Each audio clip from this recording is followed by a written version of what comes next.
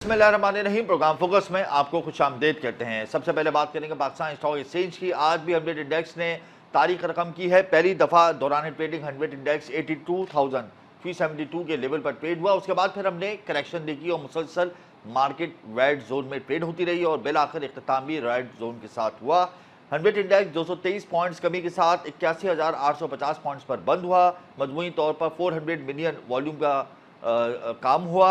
143 कंपनियों के शेयर्स में इजाफा और 237 कंपनियों के शेयर्स में कमी हुई। Obviously market all time high trade हो रही थी। गुज़िश्ता 2-3 सेशन से हम देख रहे थे रिकॉर्ड तेजी थी। अमनेट इंडेक्स अपने अगले पिछले तमाम रिकॉर्ड तोड़कर तारीख रकम कर रहा था। आज भी मार्केट का आगाज ग्रीन जोन के साथ हुआ। अमनेट इंडेक्स ऑल टाइम हाई गया। उसके बाद फिर हमने मार्केट के अंदर प्रॉफिट टेकिंग देखी, सेलिंग देखी, जिसकी वजह से मार्केट रेड जोन में बंद हुई। इसके अलावा Pakistan James and jewellers association ने मुल्क भर में सोने की कीमतों के एदाद शुमार जारी कर दिए हैं। आज फी तोला सोने की कीमत में 600 रुपये की कमी हुई है, जिसके बाद 24 कैरेट सोना 2,71,900 रुपये का हो गया है। 10 ग्राम सोने की कीमत में 471 रुपये की कमी हुई है। उसके बाद 2,33,110 रुपये का 10 ग्राम सोना हो गया है। इंटरनेशनल मार्केट में भी करेक्शन आई है। गोल्ड प्राइसेस में $5 कमी के बाद फी ऑन सोना $2,617 का हो गया है। एक्सपेक्टेशंस ये की जा रही हैं कि साल के अख्ताम यानी दिसंबर तक इंटरनेशनल मार्केट में सोना $3,000 का हो जाएगा फी ऑन्स। आज सोने की कीमत $2,600 है। $3,000 का होगा तो पाकिस्तान में भी सोने की कीमत मुसलसल बढ़ेगी और नई तारीख रकम करेंगी। इसके अलावा पाकिस्तान की रेलवे इंतजामिया का दोहरा म्यार सामने आया है। पहले किराए कम किए, नोटिफिकेशन का इजरा नहीं किया, लेकिन ऐलान कर दिया कि हम किराए कम कर रहे हैं मुल्क भर में। उसके बाद यकदम उन्होंने किरायों में बड़े पैमाने पे इजाफा कर दिया। ऑब्वियसली पाकिस्तान रेलवे भी खसारे में जा रही है। इंतजामिया पर सवालिया निशान उठे हुए हैं। प्राइवेटाइजेशन लिस्ट में पाकिस्तान रेलवे का भी नाम है। अब अगर किराए कम करते हैं तो जाहिर सी बात है आमदनी नहीं होगी। फिर आमदनी को बेहतर करने के लिए, बैलेंस शीट को बेहतर बनाने के लिए उन्होंने एकदम से बड़े पैमाने पर किरायों में इजाफा कर दिया है। और जब किरायों में इजाफा होगा तो आमदनी बढ़ेगी और फिर ये साबित किया जाएगा कि पाकिस्तान रेलवे लॉस में नहीं बल्कि प्रॉफिट में है। बहरहाल कारकर्दगी के हवाले से पाकिस्तान रेलवे की जो इंतज़ामिया है उस पर आज भी सवालिया निशान है, क्योंकि जो ट्रेनों की खस्ता हालत है उससे मुसाफिर इंतहाई परेशान है। इसके अलावा हम राइस एक्सपोर्ट पर आज बात करेंगे। पाकिस्तान की जो राइस एक्सपोर्ट है वो $4 बिलियन तक पहुँच गई है। तारीख में पहली दफ़ा चावल की एक्सपोर्ट ने रिकॉर्ड कायम किए हैं और फूड एक्सपोर्ट को मज़ीद बेहतर करने के लिए SIFC कोशिशों में है कि किसी भी तरीके से हम फूड एक्सपोर्ट के ऊपर तवज्जो दें और फूड एक्सपोर्ट को एक साल में $15 अरब तक लेकर जाएं। लेकिन क्या राइस एक्सपोर्ट मज़ीद बढ़ सकती है? इसमें मज़ीद बेहतरी कैसे हो सकती है? सीड्स की जो फार्मिंग है उस हवाले से पाकिस्तान कहाँ पे स्टैंड कर रहा है और कौन सी नई मार्केट्स में पाकिस्तान इन होके राइस की एक्सपोर्ट को बेहतर करेगा, इस हवाले से आज हम गुफ्तगू करेंगे। इसके अलावा कंस्ट्रक्शन सेक्टर और रियल एस्टेट सेक्टर पर भी हम फोकस करेंगे। रियल एस्टेट सेक्टर और कंस्ट्रक्शन सेक्टर पर मजीद टैक्सेस एड ऑन होने वाले हैं। मिनी बजट हो सकता है कि इस माह के आखिर में या अगले माह के शुरू में आए, जिस पर बहुत से सनतकारों को और बिजनेस कम्युनिटी को तहफ़्फ़ुज़ात है कि जो बजट पेश किया गया है इसमें जो टैक्सेस लगाए गए हैं 3,500 अरब रुपए के बड़े बड़े टैक्सेस लगाए गए हैं। अभी हम उसी से इंतहाई परेशान है कि मिनी बजट आने की बात हो रही है। तो मिनी बजट जब आएगा तो रियल एस्टेट सेक्टर पर मजीद बम गिरेगा। विथ होल्डिंग टैक्स हो, कैपिटल गेन टैक्स हो या फेडरल एक्साइज ड्यूटी हो, इसमें भी इजाफे की बातें हैं। इस हवाले से भी आज हम बात करेंगे। इसके अलावा ऑटो सेक्टर पर हम बात करेंगे। इंटरेस्ट रेट कम हुआ है। अभी भी खत्ते में यानी एशियाई खत्ते में पाकिस्तान का सबसे ज़्यादा शरह सूद है। इस शरह सूद में कमी के बाद ऑटो सेक्टर थोड़ा सा इंप्रूव हुआ है, नंबर थोड़े से इंप्रूव हुए हैं, फिगर्स अच्छे आ रहे हैं। और फिर इलेक्ट्रिक व्हीकल्स की जो कंपनीज़ हैं बाहर की, वो पाकिस्तान में आके प्लांट लगा रही हैं। और दीवार मोटर्स आप देख सकते हैं कि वो एक इंटरनेशनल इलेक्ट्रिक व्हीकल कंपनी के साथ मिलकर गाड़ियां मैन्युफैक्चर कर रही हैं। तो ऑटो सेक्टर के चैलेंजेस क्या कम होना शुरू हो गए हैं? ये साल ऑटो सेक्टर के लिए कैसा होगा? इंटरेस्ट रेट घट रहा है, ऑटो सेक्टर की डिमांड में क्या इजाफा हो रहा है, क्या क्या चैलेंजेस हैं, क्या क्या खुशखबरी है, इस हवाले से आज हम प्रोग्राम में तफसीली गुफ्तगू करेंगे। लेकिन यहाँ वक्त एक ब्रेक का, हमारे साथ रहिएगा। मैं प्रोग्राम में इस वक्त हमें ज्वाइन कर चुके हैं रफ़ीक सुलेमान, साबिक chairman rice exporters association of Pakistan. Rafiq साहब, हमारी राइस एक्सपोर्ट $4 अरब तक पहुंच गई। तारीख में एक अहम संगी मील आप लोगों ने अबूर किया, खुशाइन बात है। लेकिन जो मसाइल हैं वो अभी भी जू के तू ही हैं। यह राइस एक्सपोर्ट जो $4 अरब तक पहुंची है, इसके पीछे एक बड़ी वजह यह है कि भारत ने अपना चावल एक्सपोर्ट करना बंद कर दिया था, जिसकी वजह से पाकिस्तान को फ़ायदा हुआ। तो आप समझते हैं कि अगर हम अपने मसाइल के ऊपर काबू पा लें, ख़ास तौर पे बिजली गैस की कीमतों पे, सीड्स फार्मिंग पर, तो मज़ीद इसको बेहतर कर सकते हैं? बिस्मिल्लाहिर्रहमानिर्रहीम। थैंक यू वेरी मच, आपने टाइम दिया। जी देखें, जैसा कि आपने फरमाया कि पिछले साल हमने 4 अरब डॉलर की एक्सपोर्ट की थी। वजह इसमें कोई शक नहीं कि इंडिया ने एक्सपोर्ट बैन किया हुआ था, इसकी वजह से हमारी एक्सपोर्ट इतनी बड़ी माशाल्लाह। अब इस वक्त जो चैलेंजेस हमें पहले भी थे, एक तो टैक्स का बहुत बड़ा चैलेंज है जो हमें 1% से डाल के 2% के ऊपर इन्होंने ले लिया, जिसकी वजह से हमारी कॉस्ट 1% मुकम्मल तौर पर बढ़ गई जी ऑन वैल्यू, जो हमें बहुत बड़ा चैलेंज है। और मैंने प्रेस कॉन्फ्रेंस की थी कराची प्रेस क्लब पे, और मैंने कहा भी था कि अगर गवर्नमेंट ने इसको रिव्यू नहीं किया तो हमारा एक्सपोर्ट मुतासिर होगा, और हमारा एक्सपोर्ट इस वक्त मुतासिर हो रहा है। आप देखें, पिछले हफ्ते जो लोकल मार्केट था हमारा 86 स्पेशली, जो जी कि 124 पे ट्रेड कर रहा था, वो आज 116 रुपीज़ पे ट्रेड कर रहा है। वजह इसकी यही है कि हमारे पास जो ये टैक्स का बर्डन लगा है, और ये जो हमारी इलेक्ट्रिसिटी इतनी महंगी है, जिसकी वजह से हमारी लोकल कॉस्ट बहुत बढ़ रही है। हम आपके चैनल के तवज्जुह से फिर गवर्नमेंट से अपील करेंगे कि खुदारा इसको रिव्यू करें, और ये चलती फिरती एक ही इंडस्ट्री बच गई है, और इसको माजूर बनाने से बचाएं। क्योंकि देखें, हम पूरी कोशिश कर रहे हैं कि हमारा एक्सपोर्ट ज़्यादा हो और हमारे कंट्री के अंदर फॉरेन एक्सचेंज ज़्यादा है। जी मगर अब इस तरीके से अगर सपोर्ट हमको गवर्नमेंट की तरफ से ना मिला तो ये इंडस्ट्री तबाह हो जाएगी। जैसा कि आपने देखा है कि टेक्सटाइल भी तबाही की तरफ जा रही है, और इस वक्त फार्मर्स जो है वो पेडी अपनी बेचने के लिए बेहद जो है वो कोशिश कर रहे हैं कि उनको कुछ पैसे अच्छे मिल जाएं। अगर ये इसी तरीके से रहा तो जिस तरह गंदम की फसल के ऊपर बड़ा जवाल आया हुआ है, इसी तरह चावल के ऊपर खुदा ना खासा ना है। हमने चावल पे बहुत मेहनत की और इसको 4 अरब डॉलर के हम लोग लेके गए। और अभी भी हमारी कोशिश यही होगी कि हम इंटरनेशनल मार्केट में हमारे रेट्स ऐसे दें, स्पेशली चाइना के अंदर, ईस्ट अफ्रीका के अंदर, फार ईस्ट के अंदर, कि वो हमारे चावल को भी एक्सेप्ट करें और हमारी प्राइस को भी एक्सेप्ट करें। और अभी जैसा कि आपको पता होगा कि पिछले हफ्ते जो है वो इंडिया ने बासमती के ऊपर मिनिमम एक्सपोर्ट प्राइस अपनी हटा दी है। जी तो बिल्कुल एक बहुत बड़ा ये धचका हमें पाकिस्तानी एक्सपोर्टर्स को लगा है।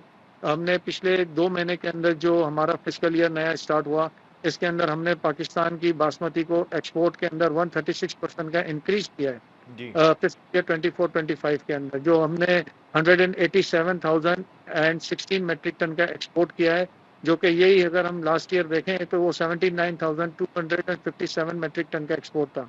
तो ये खातिर का इजाफा हुआ। अब इंडिया ने एक्सपोर्ट प्राइस अपनी मिनिमम हटा दी है, तो यकीनन प्राइस के अंदर बहुत बड़ा हमें चैलेंज मिलेगा, हमारी बासमती को एक बहुत बड़ा चैलेंज मिलेगा।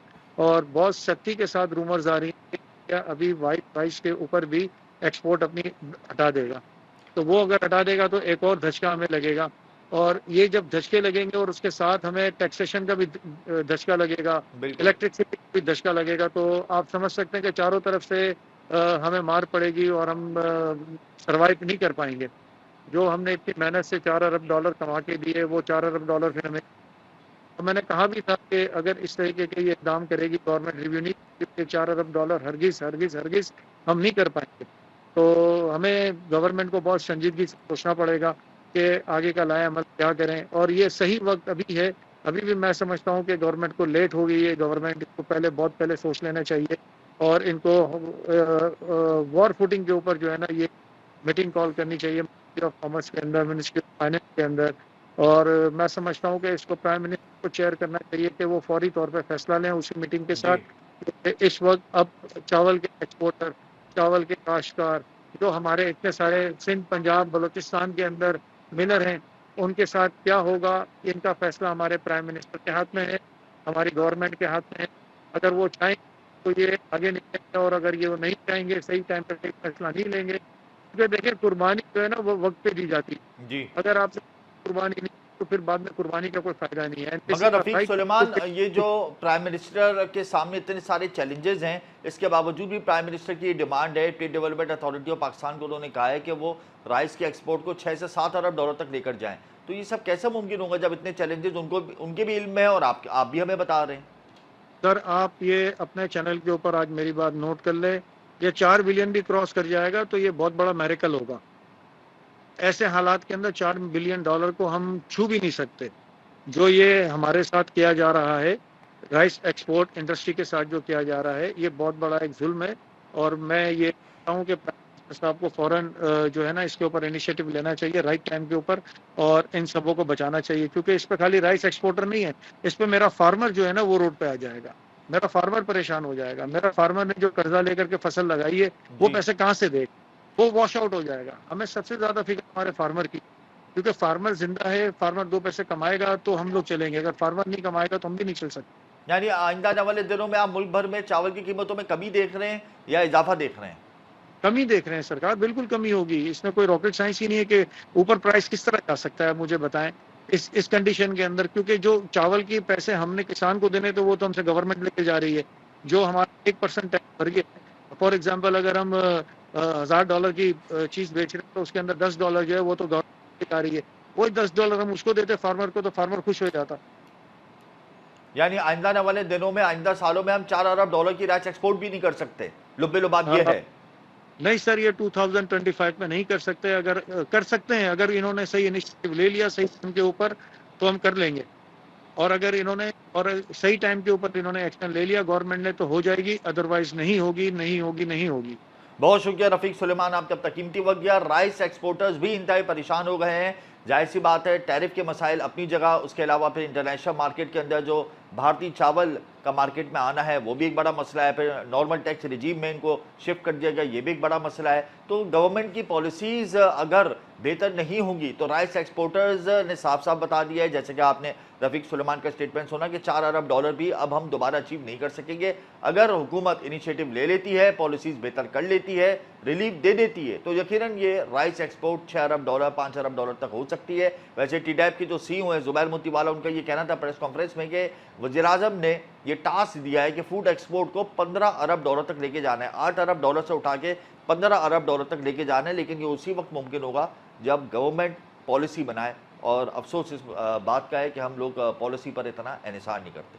यहाँ वक्त एक ब्रेक का हमारे साथ है। मैं प्रोग्राम इस वक्त हमें ज्वाइन कर चुके हैं मशहूद अली खान, साबिक chairman Pakistan auto manufacturers association. बहुत शुक्रिया मशहूद साहब। ये बताएं, इलेक्ट्रिक व्हीकल्स अब पाकिस्तान में भी बढ़ रही हैं, लोकल जो हमारे वेंडर्स हैं वो अब इलेक्ट्रिक व्हीकल्स बना रहे हैं इंटरनेशनल वेंडर्स के साथ मिलकर, तो क्या अब हम ये समझें कि लाइन ड्रॉ हो गई ऑटो सेक्टर के हवाले से?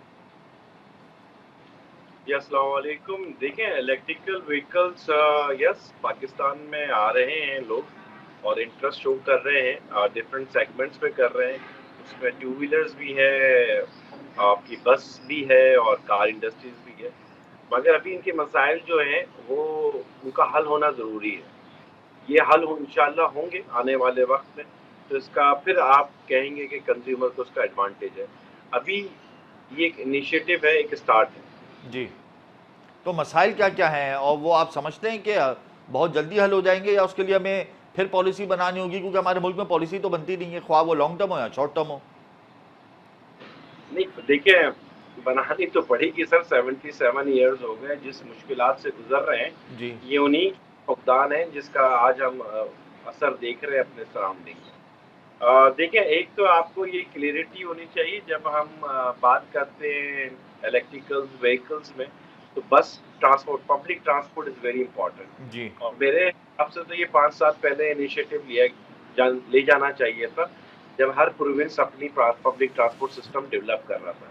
तो ईवी को अगर हम उनके ओईएम्स को, जैसे अभी हमने सुना है कि सिंध के अंदर एक ओईएम ये इनिशिएटिव ले रहा है और वो अपने प्लांट पे इलेक्ट्रिकल व्हीकल्स बस बना रहा है, ये बहुत अच्छी न्यूज़ होगी कि हम अपनी पब्लिक ट्रांसपोर्ट को इलेक्ट्रिकल व्हीकल्स में करें। उसका इंफ्रास्ट्रक्चर डेवलपमेंट करना और उसकी रोड इंफ्रास्ट्रक्चर डेवलपमेंट करना एज कम्पेयर टू आपकी कार और मोटरसाइकिल के मवाजने में इजी वे होगा। तो हमें ये पहले कर लेना चाहिए। फिर आप आते हैं टू व्हीलर्स पे, फिर आप आते हैं कार इंडस्ट्रीज के लिए। कार इंडस्ट्रीज के लिए इसी तरह उसका इंफ्रास्ट्रक्चर आपको डेवलप करना है। बेसिक इंफ्रास्ट्रक्चर तो आपको गवर्नमेंट को ये इनिशिएटिव लेना होगा। देखिए, एक बिजनेसमैन, एक बिजनेस एंटरप्रेन्योर के साथ टेक्नोलॉजी को पाकिस्तान लेकर आ रहा है, यही वो कर सकता है। बाकी इंफ्रास्ट्रक्चर का प्रोवाइड करना ये गवर्नमेंट ऑफ पाकिस्तान का काम है और ये इनको लेना चाहिए। इंफ्रास्ट्रक्चर बेहतर हो सकता है हमारे मुल्क का? आप समझते हैं कि इंफ्रास्ट्रक्चर की बेहतरी के लिए हुकूमत सीरियस है? सीरियस कितनी है ये तो आप मुझसे ज़्यादा बेहतर जानते हैं, मगर अगर आप ये इंफ्रास्ट्रक्चर प्रोवाइड नहीं करेंगे तो जो लोकल एंटरप्रेन्योर्स हैं जो अपनी इस जो भी पाकिस्तान में इंडस्ट्रियल जोन है उसमें जो काम कर रहे हैं वो अपने आप में मुश्किलात में हैं। तो ऐसी सूरत हाल में किसी फॉरेनर कंपनीज को लाना और उनके साथ इन्वेस्टमेंट करना ये बहुत मुश्किल मरहले में दाखिल होंगे हम। तो बेहतर होगा कि हम ये इंफ्रास्ट्रक्चर डेवलप करें और इसके लिए लोकल एंटरप्रेन्योर्स का ट्रस्ट बिल्डअप करें, उनको कॉन्फिडेंस दें, उनको सपोर्ट करें। तो इस वक्त जितना आपने जोर लगाया फॉरेनर्स को डायरेक्ट इन्वेस्टमेंट के लिए, मैं हमेशा कहता हूँ इतना उसका 25% भी आप लगाएं लोकल डायरेक्ट जी इन्वेस्टर्स पे, लोकल एंटरप्रेन्योर्स पे, तो उसका अच्छा रिजल्ट मिलेगा। तो जो ट्रस्ट गैप है ना उसको खत्म करें, उसके लिए इंफ्रास्ट्रक्चर को डेवलप करना, लोकल एंटरप्रेन्योर्स को कॉन्फिडेंस देना, उनको सपोर्ट करना, ये मैं समझता हूँ ये उनका काम है गवर्नमेंट ऑफ पाकिस्तान का कि ये करें। अच्छा मशहूर साहब, ये बताएं कि मुसलसल हम देख रहे हैं कि शरह सूद में कमी हो रही है, लेकिन अभी भी एशियाई खत्ते में इंटरेस्ट रेट पाकिस्तान का सबसे ज़्यादा है, तो शरह सूद में कमी के बावजूद भी एफडीआई हमारे मुल्क में नहीं आ रही। नहीं, एक तो देखें इस वक्त एक काफ़ी अरसे के बाद हमने देखा है कि इंटरेस्ट रेट आपका डाउनवर्ड ट्रेंड की तरफ आया है। जी मगर ये ट्रेंड अगर मैं देख रहा हूँ और आज के जो 17.5 का इंटरेस्ट रेट है, स्पेसिफिकली अगर मैं ऑटोमोटिव इंडस्ट्रीज के लिए बताऊँ तो ये कोई बहुत ज़्यादा कम बैक नहीं करेगी ये ऑटोमोटिव जी अंटिल जब तक आप इंटरेस्ट रेट को सिंगल डिजिट पे नहीं लेकर आते तब तक ये इंडस्ट्री कम बैक नहीं करेगी। तो ये अभी आपको ट्रस्ट और बिल्डअप करना है, कॉन्फिडेंस और आपने लोकल एंटरप्रेन्योर्स को देना है ताकि वो अपने लोकल रिसोर्सेज में रहते हुए अपनी इन्वेस्टमेंट करते हुए फॉरेन डायरेक्ट, इस वक्त फॉरेन डायरेक्ट इन्वेस्टमेंट तो डायरेक्ट इन हालात में बड़ा मुश्किल है। मैं ऑटोमोटिव सेक्टर की पॉइंट ऑफ व्यू से कह रहा हूँ कि आप जी ऑटोमोटिव में लेकर आना चाहते हैं तो वो थोड़ा सा चैलेंजेबल है, तो इसमें टाइम लगेगा मुझे लगता है। इंटरनेशनल जब तक कंपनीज जो पाकिस्तान में आके इन्वेस्टमेंट कर रही हैं ऑटो सेक्टर में, उनके लिए रेट ऑफ रिटर्न भी अब इतना ज़्यादा पुरकशिश नहीं रहा, तो रेट ऑफ रिटर्न को बेहतर करने के लिए हुकूमत को कौन से पॉइंट्स पर फोकस करना होगा? देखिए इस वक्त जो बेसिक चैलेंज है ना गवर्नमेंट को, जी वो इम्पोर्टेंट है वो किसी तरह से अपना इंटरप्रेन्योर्स के साथ या इंडस्ट्रियलिस्ट के साथ एक ट्रस्ट बिल्डअप करें जो गैप है। जी और दूसरा इकोनॉमिकली जो आपको चेंजेस करनी है वो आपको अपने ना सिर्फ इंटरेस्ट रेट को बेहतर करना है, फाइनेंस को की पॉइंट ऑफ व्यू से दूसरी चीज़ों का आपने बेहतर करना है, ये आपने ग्रेजुअली इम्प्रूव करना है। तो फॉरेन डायरेक्ट इन्वेस्टमेंट जो यहाँ पे इन्वेस्ट करेगा उसको इजी कॉन्फिडेंस दे कि वो जो प्रॉफिट अर्न करेगा या जो उसकी प्रॉफिट्स होंगे वो इजीली पाकिस्तान से वापस ले जा सके। ये जो बीच में आपने एक 2-2.5 साल में देखा था, वो जो स्टेप्स उठाए गए थे उससे मिसट्रस्ट होता है जिसके फॉरेन डायरेक्ट इन्वेस्टमेंट आते हुए हिचकिचाती है कि हम इन्वेस्टमेंट तो पाकिस्तान से कर लें मगर जब हम पर लेने का टाइम आता है तो उस वक्त हमें चैलेंजेस होती हैं गवर्नमेंट से। ये छोटा सा नाजुक मरहला है, जी इस पे आपको थोड़ा सा और कॉन्फिडेंस बिल्डअप करना पड़ेगा ताकि लोकल एंटरप्रेन्योर्स को भी और फॉरेन डायरेक्ट इन्वेस्टमेंट जो पाकिस्तान आना चाह रहे हैं उसको ये कॉन्फिडेंस हो कि वो जहाँ यहाँ इन्वेस्टमेंट करेगा यहाँ से वापस ले जाना उसके लिए आसान होगा। ऑटो एक्सपोर्ट के हवाले से इंजीनियरिंग डेवलपमेंट बोर्ड के किरदार पर आप क्या कहेंगे? उन्होंने एक स्टेप उठाया है जिसमें आपने देखा कि ओईएम्स के साथ उन्होंने ऑन बोर्ड किया है कि वो एक्सपोर्ट के लिए अपनी पॉलिसीज के बेसिस पे अपना प्लान बनाएं, रिवाइज करें और वो ये काम कर रही है। गवर्नमेंट अपना जो रोल प्ले कर सकती है एज इंजीनियरिंग डेवलपमेंट बोर्ड वो पुश भी कर रही है, ओईएम्स को ऑन बोर्ड भी ले रही है कि आप अपनी स्ट्रैटेजीज बनाएं, अपनी मदर कंपनीज के साथ अप्रूवल लें और इस रोड मैप पे आप 2%, 5%, 7% की जो स्ट्रैटेजिकली मूव है वो आप अपनी सेल का एक्सपोर्ट करें, आइदर टीबीयू या आइदर अपने पार्ट्स पाकिस्तान से एक्सपोर्ट करें। तो इस डायरेक्शन से अगर गवर्नमेंट करती रहेगी तो ओईएम्स उनको इस पॉलिसी के तहत एक्सपोर्ट करते हुए दिखाई देंगे। मशहूर साहब, आखिर में ये बताते हैं कि बजट आने की बातें हो रही हैं, इतने ज़्यादा टैक्सेस का बोझ लाद दिया गया है मुख्तलिफ सेक्टर्स पर, परफॉर्मेंस डिस्टर्ब हो रही है, तो अगर मिनी बजट आता है और मजीद टैक्सेस एड ऑन होते हैं तो ऑटो सेक्टर को आप कहाँ देख रहे हैं? नहीं, ऑटो सेक्टर तो अपनी वर्स्ट कंडीशन में है हुजूर आला, मैं आपसे 12 कह चुका हूँ। 2 साल से आप देख रहे हैं कि इंडस्ट्री डिक्लाइन पोजीशन में पहुंची हुई है। ऐसी सूरत में ये मुश्किल वक्त से गुजर रही है। अब आप कहते हैं कि बजट मिनी बजट की बातें हो रही हैं, मैं ये कह रहा हूँ बार बार कि जो ट्रस्ट डेफिसिट वो हमारा बढ़ता जा रहा है गवर्नमेंट टू इंडस्ट्री। जी इस ट्रस्ट में अगर आप मिनी बजट की बात करेंगे और without consensus with the federation और चैम्बर्स और ट्रेड बॉडीज के साथ और बिजनेस कम्युनिटी के साथ मिले बगैर, तो ये बहुत तकलीफ दे होगा। इसका नुकसान पाकिस्तान की इकोनॉमी को होगा। हमें ऑन बोर्ड लेना चाहिए, हमें ये आइडेंटिफाई करनी चाहिए कि इंडस्ट्री अपनी प्रोडक्शन को कैसे इनहांस करके आपको रेवेन्यू जनरेट कर सकती है। गवर्नमेंट आइडेंटिफाई कर रहे हैं कि गवर्नमेंट किस तरह से अपने पर्सनल बजट्स को, जो जी अपनी रिसोर्सेज है, उसको कट डाउन करके कैसे वो सेविंग कर सकते हैं। ये टू वे है, ये सिंगल वे नहीं होगा कि यार आप इंडस्ट्री में बोझ डालते रहें, इंडस्ट्रियलिस्ट पे आप प्रेशर डालते रहें और उन्हीं को रहे। Is a two way. तो जी। मिनी बजट को लाने से पहले गवर्नमेंट को बिजनेस कम्युनिटी के साथ स्ट्रांगली बैठना पड़ेगा और टू वे पे बात करनी होगी कि गवर्नमेंट इन चीजों को रिड्यूस करेगी, इस फैक्टर में अपने एक्सपेंसेस को कट डाउन करेगी और अपने आप को कैसे, देन इंडस्ट्रियलिस्ट और इंडस्ट्री वो प्रपोज करेगी कि मैं अपने वॉल्यूम को इंक्रीज करने के लिए मैं ये स्टेप्स लूंगा और आपको रेवेन्यू जनरेट करके दूंगा।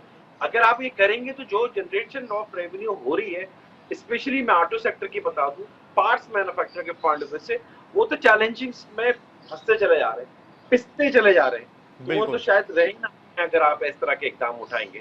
तो स्मॉल एंड मीडियम एंटरप्राइजेस जो ऑटोमोटिव की है वो आपको शायद नजर ना आए। ये बड़ा खौफनाक सूरत हाल है। एसएमईज को फोकस करना होगा। बहुत शुक्रिया मशहूर साहब, आपने अपना कीमती वक्त दिया।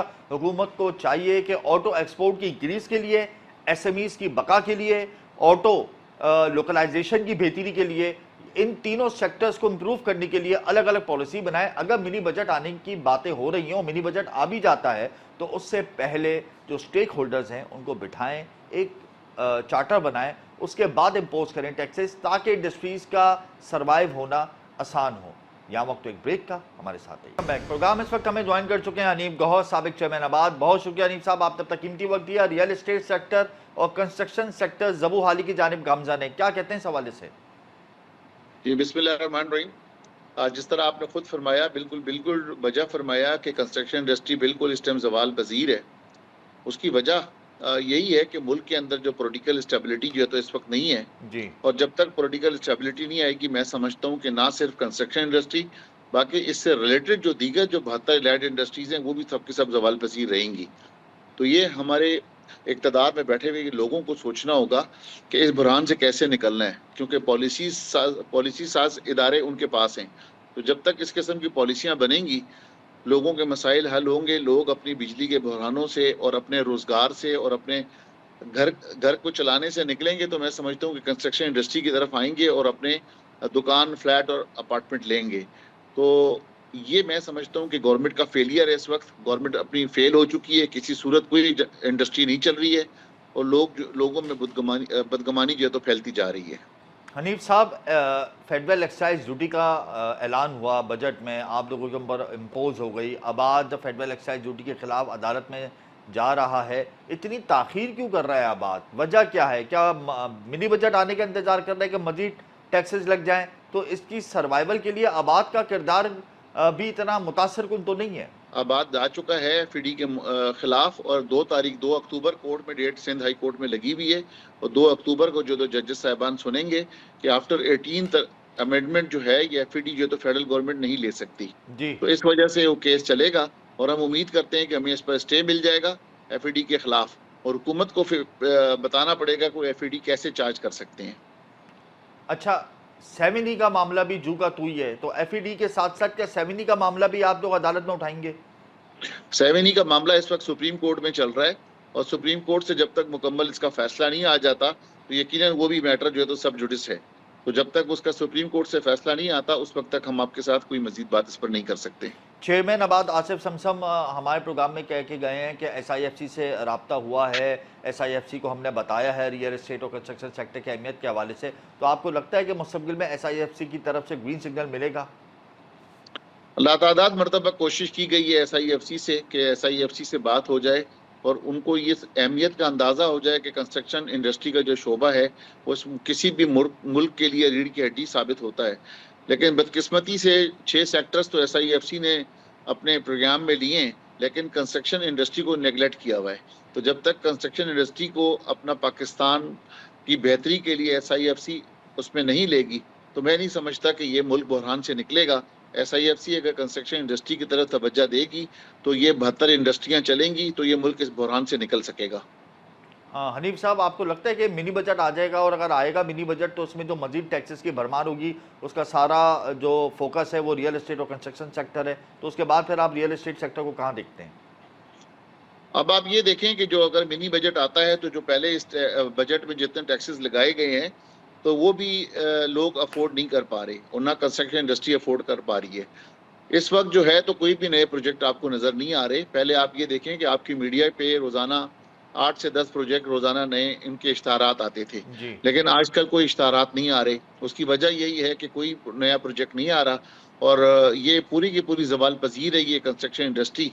और जब तक इसकी तरफ तवज्जो नहीं दी गई तो मैं नहीं समझता कि ये इस बहरान से निकल सके। एक अंदाजे के मुताबिक कितने प्रोजेक्ट्स हैं मुल्क भर के जो बंद हो गए हैं, जिनको आप लोगों ने फिलहाल रोक दिया है, जिसकी वजह से लोगों को भी मुश्किलात के सामने है? मैं समझता हूँ कि हज़ारों में ये प्रोजेक्ट्स अभी इस वक्त हैं, क्योंकि लोगों के पास जो है तो सकत नहीं है कि वो हमें अपनी इंस्टॉलमेंट दे सकें। लोगों ने बुकिंग तो करा ली है लेकिन उनके पास इंस्टॉलमेंट देने की सकत नहीं रही कि हमें वक्त पर वो पैसे दे सकें। जब लोग हमें वक्त पर पैसे नहीं दे सकते तो यकीनन वो हम भी कंस्ट्रक्शन इंडस्ट्री में उन्हें वक्त पर जब मुकम्मल नहीं करेंगे तो लोगों को डिलीवर नहीं कर पाते, तो वो प्रोजेक्ट जो है तो किसी वजह से रुक जाता है और वो फिर कुछ अंदाज़ा नहीं है कि जब तक मुल्क के हालात बेहतर नहीं होते वो प्रोजेक्ट मुकम्मल हो सके। आपके पास क्या इत्तलात है? क्या FBR गवर्नमेंट वैल्यू को रिवाइज कर रहा है, क्या बढ़ा रहा है? आप ये देखें कि FBR ने पहले भी वैल्यू को बहुत ज़्यादा बढ़ा लिया, पहले भी मार्केट वैल्यू के ऊपर लेकर आया। मैं तो समझता हूँ कि अब अगर FBR ये कोशिश करेगा तो उसको जो पहले की बढ़ाई हुई वैल्यूज़ हैं, तो आजकल तो प्रॉपर्टी का बहुत बुरा हाल है, तो उसको अपनी FBR की वैल्यूज़ को मज़ीद कम करना पड़ेगा। साल 2024 रियल एस्टेट सेक्टर के लिए बेहतर होगा, कुछ इम्प्रूवमेंट आएगी, या आप समझते हैं कि 2-3 साल तक खामोशी रहेगी सेक्टर में? 2024 तो तकरीबन गुजर गया, 2 महीने रह गए, 2-3 महीने रह गए। मैं नहीं समझता कि 2024 में क्या कि 2025 में भी कोई बेहतरी नज़र नहीं आ रही। ये काफ़ी अरसे तक इस इंडस्ट्री में बेहतरी नज़र नहीं आ रही। जब तक मुल्क के अंदर हालात बेहतर नहीं होंगे, पॉलिटिकल स्टेबिलिटी नहीं आएगी तो ये मुल्क नहीं चल सकेगा। बहुत शुक्रिया हनीफ साहब, आपने अपना कीमती वक्त दिया। सियासी अदम इस्तेहकाम की वजह से कारोबार इंडस्ट्री शदीद मुतासर हैं। रियल एस्टेट और कंस्ट्रक्शन सेक्टर को बेहतर बनाने के लिए हुकूमत को पॉलिसी बनानी होगी। SIFC को समझना होगा कि इस सेक्टर की तरजीहात क्या हैं। Real estate sector, construction sector से मुंसलिक 72 एलाइड इंडस्ट्रीज़ हैं जो जिनका पहिया चलता है। ओवरसीज़ पाकिस्तानी भी सबसे ज़्यादा पैसा इसी सेक्टर में पार्क करता है, लेकिन अफसोस इस मुकाम पर है कि सेमिनी टैक्स लग गया, FED लग गई, इतने ज़्यादा टैक्सेस इस सेक्टर पे इम्पोज कर दिए गए जिसकी वजह से रियल सेक्टर की जो परफॉर्मेंस है वो दिन ब दिन डिक्रीज़ हो रही है। बहरहाल हुकूमत को इस हवाले से भी फोकस करना होगा। यहाँ प्रोग्राम का वक्त ख़त्म होता है। मुझे मेरी टीम को इजाज़त दीजिए। अल्लाह हाफ़िज़।